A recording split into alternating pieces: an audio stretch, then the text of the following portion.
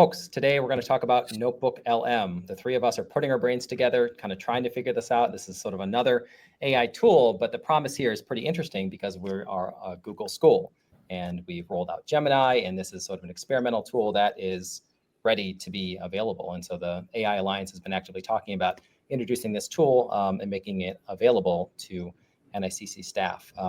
If you have a personal Gmail account, this is something you could play with today. Folks in BCS, I'm going to show an example of BCS, have begun to explore this option in the ways in which this might actually be a really useful tool in terms of an internal chatbot, sort of a repository of knowledge, a way to quickly access not just what you're supposed to know or a specific task or function, but where that lives and maybe where it needs to be cleaned up in a shared big Google Drive. So Caleb, if you want to pull my screen up, I've just kind of Googled NotebookLM, and I've got some already sort of pre-built in here, and we'll share a couple of examples today. So I'm going to start with this BCS did process notebook. And so we have lots of documents in Google Drive with multiple owners currently describing different tasks that we kind of need to collaborate on. So when a Lumens class is added on AuguSoft, at what point does that become available in Brightspace, and when do responsibilities kind of change hands there? So we've kind of got a lot of old documents in here. And what we were able to do is start to add those documents and kind of bring them to life and kind of put them to use. And so I've got existing documents I've already added in here. And you can see it's got that kind of Google Doc emblem there. If I click add source, I can remove or add any of these, but these are the available options. And so Shannon, Caleb, this is kind of where my knowledge starts to fall. So anything you've got or ideas, like I've never copied text in here. That's pretty interesting. In fact, that might be kind of worth trying, interestingly. Yep. So depending on your source, if you are able to link something from your own Google Drive, you can use that Google Docs or Google Slides. It'll just filter your current Google Drive by those items.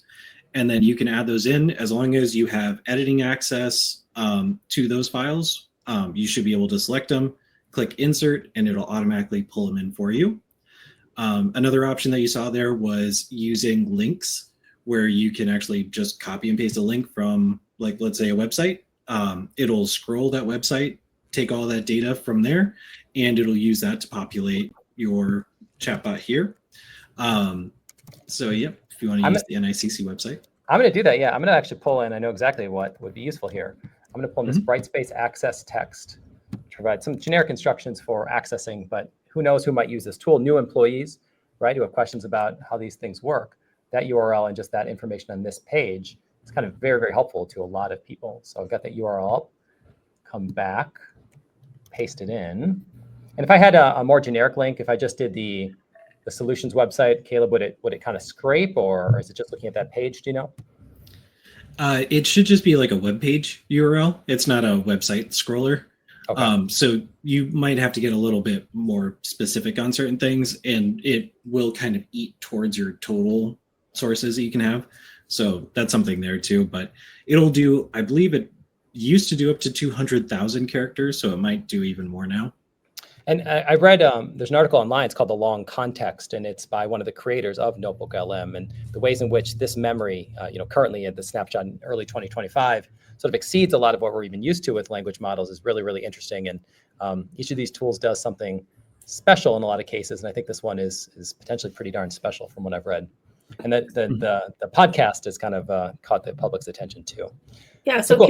Can we just back up for a second? Because I don't think you mentioned what the major difference between LM and a tool like Gemini is. I don't know what it is. Help me. So NotebookLM only references the sources you give it, right? Whereas Gemini is looking through all kinds of data. LM, those sources you were just adding along the side there on the left, that's all it's going to use. So it's great for things like this because it's not going to get wrong information from a website that sounds similar to NICC or something like that, right? It's only using what you give it. So what am I looking at here, Caleb? I think this presumably was self-created by the AI. I don't remember writing this at all. What's a note? What else am I looking at here? So when you generate a new notebook, and after you start adding sources, so it'll take your title, and then the sources will kind of be summarized in this like descriptive statement for like what it is meant for, like what this notebook's meant for. Sure. And this is for not only you, but if you share it with anybody, then they can say like, oh, I really like the information that this has in here. Like I understand that this is meant for all the processes between the departments and not just something specific. So that's the piece there. And the center channel is your chat. And so that's where you can actually ask the chatbot certain questions based on your sources. And on the left side, like Jordan has there, that's that sources panel. And that piece, you can actually select those checkboxes too, if you want to have more information or less information. So you can actually select which sources you want to pull from. If you, let's say you only want to know about something very specific and it just comes from one of those documents. So you can actually get pretty granular with the information it provides you. Very cool. I don't know where that piece of information is, so I'm going to grab everything. But sort of the importance of titling sort of is emerging here, and the ability to be able to kind of search a lot of documents that I might be, again, unfamiliar with and find the information is kind of powerful. I can learn a lot more about my docs instead of just staring at a list of Google Drive files. I can start to talk to my Google Docs. And the other nice part, and you'll see it here, is that it cites its sources. So if you don't know which document in particular has like this information, you can actually see which document it is by clicking on those sources, and then you can see where it pulled from. So in that way, if you don't know and you want to know, then you can always use this to find out. That's pretty cool. Okay. A lot of old dusty Google Drive files might be a lot more useful. All of a sudden. Cool. Okay. And a lot of old information might be able to be identified a little bit more easily, potentially. Cleaned up. Very cool. Wow. If I click on one of these key topics that's identified based on this question and what it's found, if I click on this, can I expect it to, it generates a question for me. Okay, neat. Yep. So it'll take whatever that topic was and it'll put it in there, and then it'll kind of generate information based on that topic.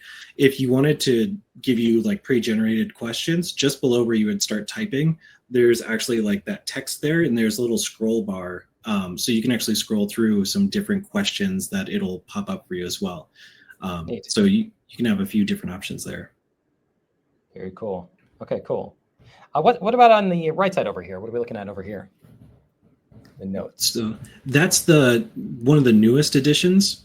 And so the studio gives you an option to generate that to host deep dive conversation, which basically turns your entire notebook into a podcast.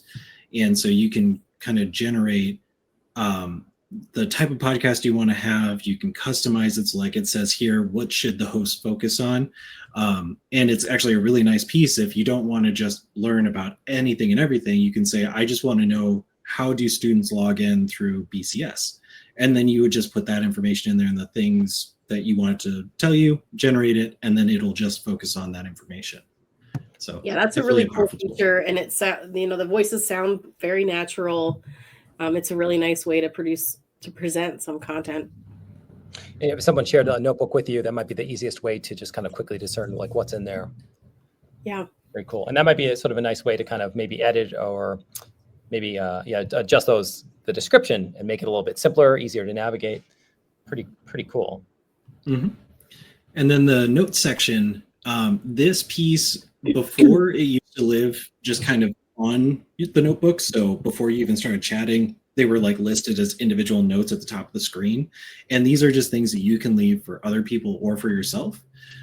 So some things that are helpful in the note is to talk about the chatbot or to bring up some good information that you found through the information that you like discern. So like anything like questions you asked that were like super helpful to generate these awesome answers, you can put those in there. You can also save conversations that you've had as like a note to the source. So you can kind of save those at the studio level too. And basically anything here will be available so that when you share your notebook to another person, then that person will also see these notes, and they can also add their own notes. Interesting. Okay. The shared element of this is pretty neat, and it's more powerful than like a conventional chatbot. The chatbot, you're looking at this interface, thinking like, where do I start? Here, you're kind of familiar with what's in here, and you can learn a lot more using these tools. Mm-hmm. Yep. Sure. And then go back to, you can just click Studio at the top. Yep. And then so it'll save your note automatically. If you clicked that convert to source, then it'll take that note and it'll put it into your sources section over there on the left side. And kind of a nice piece if you are finding that there's information missing, and so you want to just kind of add to it without having to completely add a new source. That's a nice way to do it there. They also added some other pieces there too. So you have your study guide, your FAQ, briefing doc, and a timeline. So those are all new pieces that have been added to NotebookLM. Is that sort of complementary to the podcast? Is it creates something new? Correct. Yep. So it creates something a little bit new. So yeah, if you click on FAQ, let's do that. And it'll generate an FAQ for you based on the sources. And it generates it in like a note fashion. Okay. And this sort of is an FAQ. That's sort of how we've been conceiving of this little project, which is pretty neat. Okay, cool. Mm-hmm. So it'll pre-generate these things for you. You can also do a timeline if there's timestamps on any of the documents. You can do the study guide, so it'll break down all the sources into like a useful study guide tool. So you can kind of like see a brief, option for everything. Yeah. So there's a few different things that it'll generate for you. And these all take the form of a note that I can move over to a source. Now I understand how that works. If I wanted to move this over to a source, does it remain a note or does it kind of fully shift over? I believe if you convert it to a source, it should just shift it over. I don't remember. I don't believe it deletes it. I think they kind of stay in the same realm. I think it's fully shifted over, I think. Neat. Because that's your study guide there. Yep. So it just copied it to being a source. Okay. I'm understanding this better than I did before. Neat. Cool. Anything else here, or should we kind of jump to a Shannon example here? Okay. Yeah. I can't think of anything else other than if you want to show that save to note. Basically what you can do is if you have like a very helpful prompt based off of a question that you did, something that's kind of like an FAQ that you want to put together, you can save it to a note and then you can just show that to other users later. So if they come in here with like a general question that everybody asks, you can already have something available for them to look at. And then you can actually continue a conversation based off of that. So these words are very important. These do very different things, right? The chat is the place where I can sort of do the learning. Well, I can learn kind of everywhere here, but where I have the conversation. Sources are the documents, notes, links, URLs, whatever I'm adding intentionally, sort of preloading into the chatbot. And then the notes here are these sort of pinned features that help me with the conversation of others using this tool, or reminders to myself potentially that I don't necessarily need as a source and that the chat won't necessarily remember, right? Mm-hmm. Super cool. Okay. Pretty exciting. And again, when on that landing page, there's a lot of ways to get to NotebookLM, but how I got here was just sort of creating a new one. I had one already, but you can kind of start fresh here and the world is your oyster. Cool. You want to take the reins, Shannon?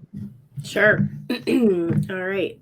So I've got one here that I built for the college experience course that I teach.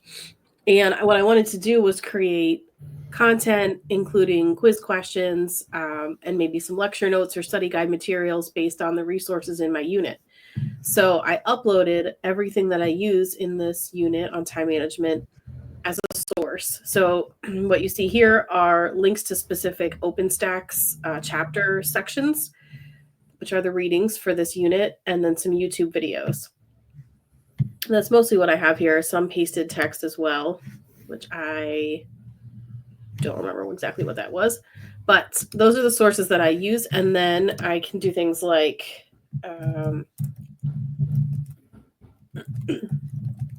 generate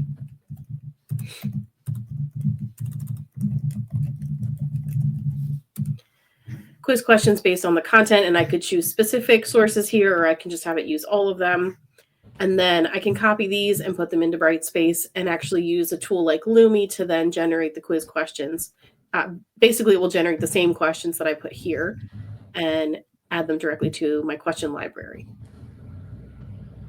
So it might be, you might even kind of try to pull in like HTML pages and then kind of tweak those HTML pages to your liking and then use Lumi as a result. And then Lumi will force you to review your questions and confirm. So I can see how these tools kind of can work together along with Gemini too.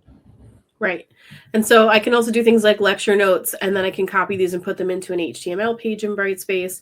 And then my students get an overview of the content maybe before they read it, or it could be a review page after they're done going through all of the resources. So there's lots of options here as to things you can generate from your own sources. I'm sure there's more that I could do with this, but this is as far as I've kind of gotten so far using it in this context. That collaborative ability too is sort of interesting. I can imagine if a number of faculty were kind of working and using the same OER, how this might sort of be useful in those notes, right? This question worked for me, this question did not, you know. Yeah, and also using it with students, maybe having students have access to the chat would be an interesting way to help them learn. If they, that's probably a good question for Caleb. If you share, is editing naturally a part of that, or is there a chat element only? Yep. So Shannon, if you could actually show it off, if you click share in that top right, and then what you can do is when you add people to this, what you'll get a few different options. So you'll get a viewer option, you'll get an editor, and then you can just remove them totally. So the editor will allow you to add sources, go through the studio, add notes, all that stuff. A viewer will let you just interact with the chatbot and see the current notes that are there. So like you said, if you wanted to create like a study guide or like just kind of a study notebook for your course, you could put all your sources in, and then you could give view access to your students, and then they can go through and they could like ask it questions about the subject matter. You know, you could turn off sources. So you could say like for module 1, we go over this specific topic. I turn off all the sources except for that module 1, and then they can ask questions, and then I can come back later, disable that, enable module 2, and then kind of keep going forward with that. And then, like I said, you can also add those notes in there too. So you can say like, here's some things that we'll be going over in module 1. Here's some questions you can ask the chatbot that may help you get started. Just little things like that that can be helpful for that kind of side of things. One other thing that's kind of cool too is that you have YouTube videos in here. So it does scrub YouTube videos for their captions. And so you can actually deselect every source and just select a video. And if you want to make sure students are actually watching your video, you can say generate questions based on this video and make sure that they're spaced out throughout the video. So you can say like, I want a question that's at like the very end to know that students are actually watching the full thing instead of like stopping beforehand. That's a good point. That's actually one of the reasons I used this tool specifically, was because it was easy to tell whether it could get to the captions. Because if you upload a YouTube video and the captions aren't turned on, or, you know, it's got some kind of restriction, then it will show up as not valid. And so it's an easy way to upload YouTube videos and know if it'll work that way. I think I understand why they call it a notebook. Yeah, definitely helpful there. And I love all the new additions that they constantly add to it. So like in the notes section, adding like creating a study guide from your own sources could be huge to just saving you time. Also like creating an FAQ would be another good one to just kind of see like what subject matter that, you know, that thinks that there should be FAQs based on your subject matter that you may not think of anymore, but somebody new coming into it might want to know. So just kind of some cool pieces to this that could be really helpful. And again, saving these as sources, saving them just general notes for other people to come in and check out is another cool feature.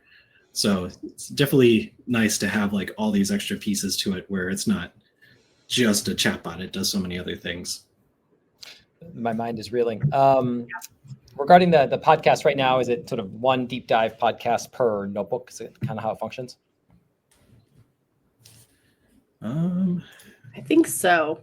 Again, that's the kind of thing that's subject to change, and it's called a studio, not an audio overview studio. So who knows what is generated next, right? Video is coming, I would assume, eventually down the pipeline, potentially, you know, or other features we haven't thought about. Yeah, I don't know if it's just one per. You might be able to generate multiple deep dive conversations based on different, Sources? like you can change your sources, you can Right. customize it to talk about specific things. Interesting. So you might be able to generate more than one. I haven't played around with that too much, but I don't see any restrictions when I was looking at the information there. Very neat. And we've used some of these just to kind of demo them on our quality course design site. Folks can go out and listen to 10 to 15 minute podcasts on each of our quality course design standards, sort of a trial balloon just to kind of see what folks do. A lot of folks have listened and let us know they listened. And let us know it took them a second to figure out that it was AI. Yeah. Cool. All right. Well, good luck with NotebookLM, everybody, and share your knowledge because we're learning too. And so together we're going to face the future here.